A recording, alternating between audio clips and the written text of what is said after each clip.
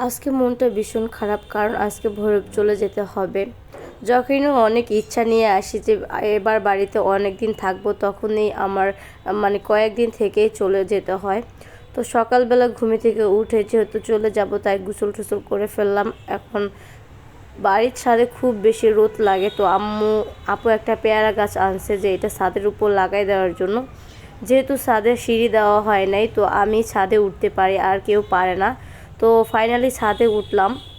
ওঠার পর এখন এই গাছটা লাগিয়ে দেওয়া হবে, কারণ প্রচুর পরিমাণে রোদ লাগে বলার বাহিরে।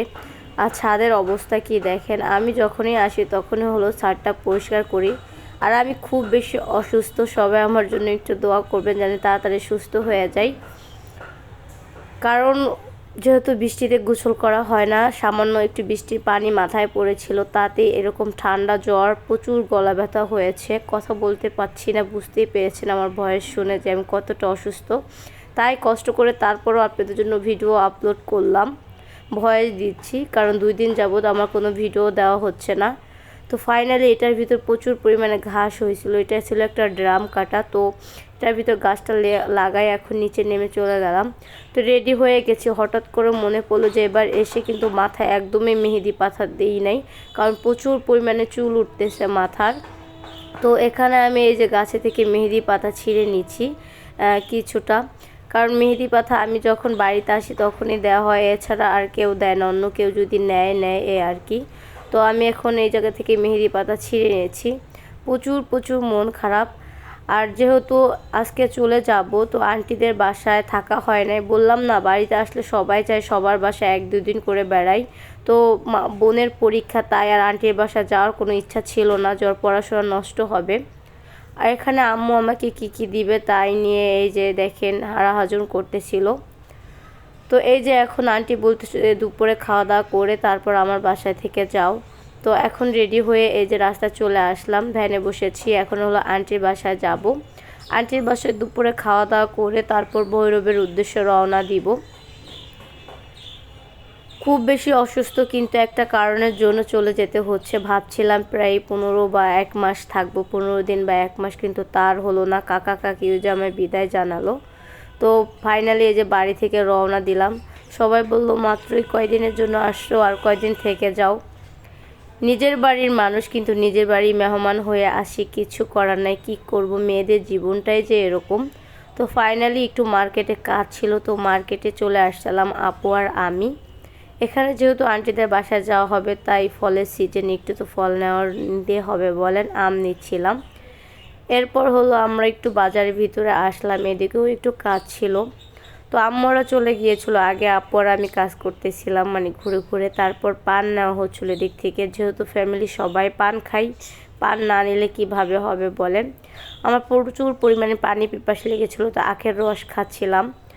এখানে আপু আবার একটা আইসক্রিম কিনে দিল। তো যেহেতু এমনিতেই ঠান্ডা, আরও খেয়েছি আইসক্রিম, আরও অবস্থা 12টা বেজে গেছে আমার। তো ফাইনালি এই যে আন্টির বাসার সামনে চলে আসছি। এবার এত কম সময় নিয়ে আসছি বলার বাহিরে, মানে আমি ভাবতেই পারি না যে বেশি আশা করি যখনই তখনই এরকম হয়। তো ফাইনালি আন্টির বাসা চলে আসলাম, আর এই যে সে হলো সোয়া রইসা। আন্টির বাসা থেকে এদিকে খুব সুন্দর একটা ভিউ দেখা যায়, ভালো লাগে অনেক। এরপর দুপুরে খাওয়া দাওয়া ছিল চিংড়ি মাছ দিয়ে লতিদা, গরু মাংস, ভুনার ডাল। আন্টি বলছে কি খাবা, আমি বললাম আন্টি সব জায়গায় তো বিরিয়ানি পোলাওগুলো খেয়েছি, তুমি গরু মাংস ভুনা করো আর ডাল রান্না করো। তো আন্টি সেটাই করছে, আর সাথে ছিল চিংড়ি মাছ দিয়ে লতি দিয়ে। তো এখন দুপুরে খাওয়া দাওয়া করব। ডাল দিয়ে গরু মাংসটা খেতে কিন্তু খুবই ভালো লাগে, তাই না? আর বাড়িতে আসি, একটা কথা আছে না যে মানুষ মারা গেলে 1-2 দিনে মানুষের পাছাদা মুখ দিয়ে ঠেলে, ওই রকম 2 দিনের জন্য বাড়িতে আসলে কে কোনটা খাওয়াবে সেটা নিয়ে সবাই খুব বেশি ব্যস্ত হয়ে পড়ে। এখানে জামাই দিয়ে আমার জ্বর দেখে একটু টুরো লাভ দেখাইলো, কারণ হাড্ডি খেতে খুব বেশি পছন্দ করি, সে আবার আমাকে একটু কসমস হাড্ডি দিল, বুঝছেন। তো এরপর খাওয়া দাওয়া শেষ করলাম। এটা অনেকেই শর্ট ভিডিও দেখে বলছেন যে এটা কি কি কি কেউ চিনেন নাই। এটা হলো আমরা সবাই মিলে 1000 টাকা করে জমা দিয়ে ডিপিএস করেছি, বুঝছেন, বিমা।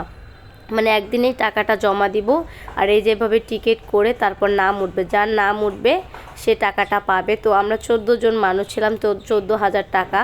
তো এবার হলো আমার ভাইগনাকে নাম উঠানো হলো। তো তো এবারের নাম আসছে আমার এই একটা ফ্রেন্ড, মানে ও আমার আন্টির এই ফ্ল্যাটেই থাকে।